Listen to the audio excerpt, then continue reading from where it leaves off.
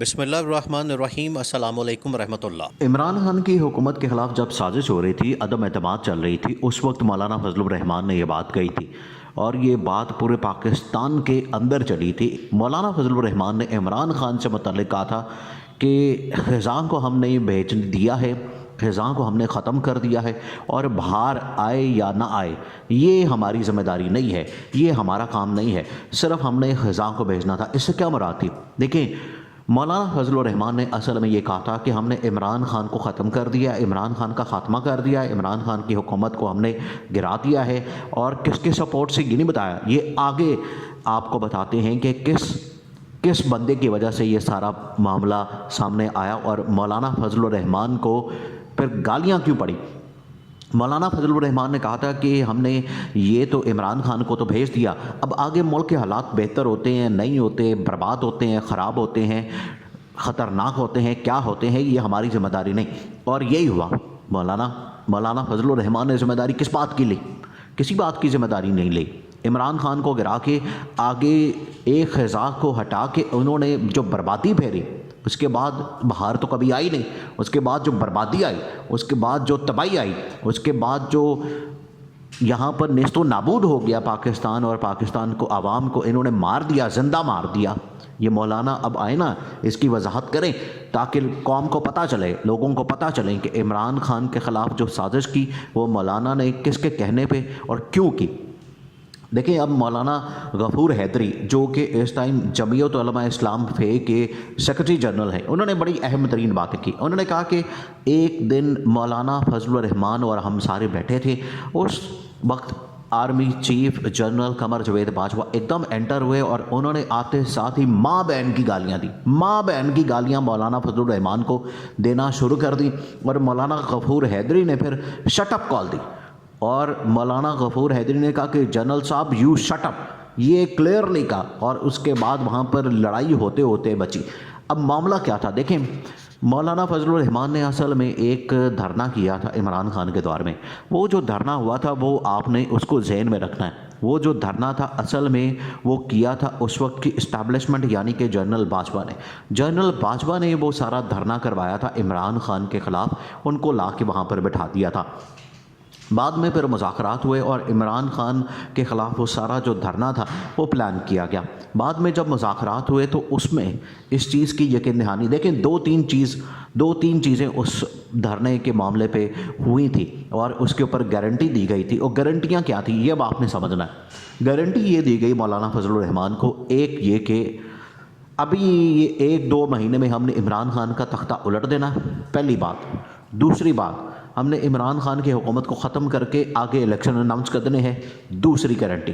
تیسری گارنٹی جو دی گئی وہ یہ تھا کہ مولانا فضل الرحمان کو ہم صدر بنا دیں گے۔ اب 3 گارنٹیاں دی گئی تھیں اور اس کے بعد وہاں سے دھرنے کو ختم کر دیا گیا، دھرنا اٹھ کے چلا گیا۔ لیکن بعد میں کیا ہوا؟ بعد میں تو اس کے اوپر کوئی کام نہیں ہوا، اس کے اوپر تو عمل درآمد نہیں ہوا۔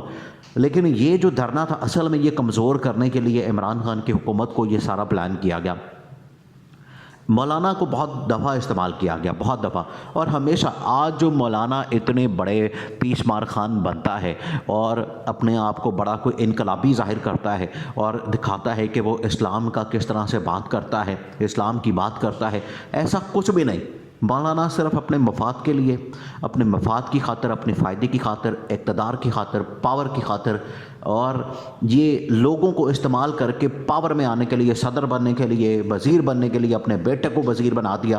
یہ سب کچھ اسی وجہ سے مولانا کر رہا تھا۔ اس وجہ سے جب ان کی آپس میں لڑائی ہوئی، وہ لڑائی یہاں تک پہنچ گئی، اتنی خطرناک ہو گئی ان کی آپس کی لڑائیاں، جب مولانا کو یہ ساری کی ساری جو گارنٹی ملی ان کے اوپر عمل نہیں ہوا، ان کے اوپر کام نہیں ہوا، اس کو نہ صدر بنایا گیا، نہ حکومت ملی، نہ الیکشن ملے، نہ عمران خان کی حکومت اس وقت گرائی گئی، تو ان کے آپس میں انبن ہو گئی۔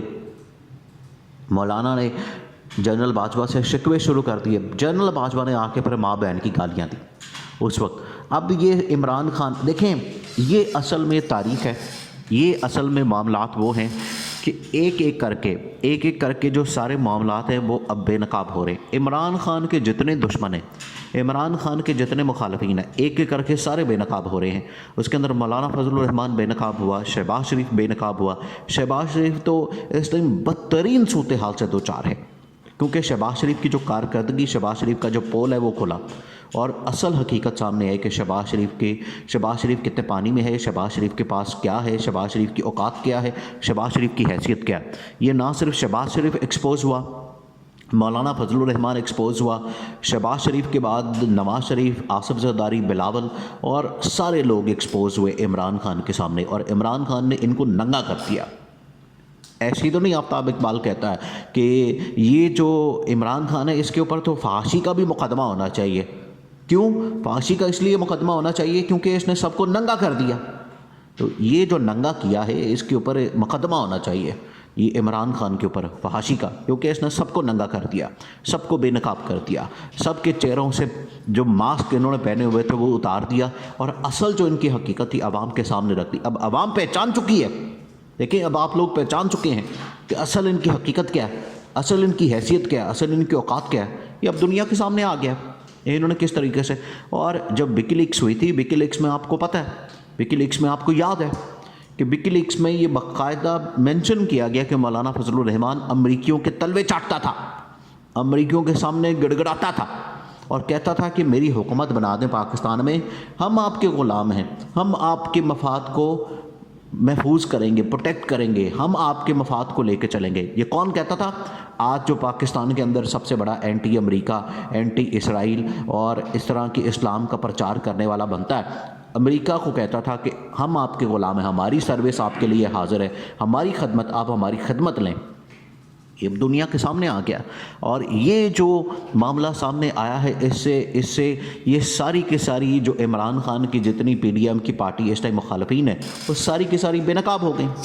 سب کا پتہ چل گیا کہ کس کس نے کیا سازش کی، کس کس نے کیا رول ادا کیا، کس نے عمران خان کی حکومت، سب پریشان تھے۔ دیکھیں پریشانی کی وجہ کیا تھی؟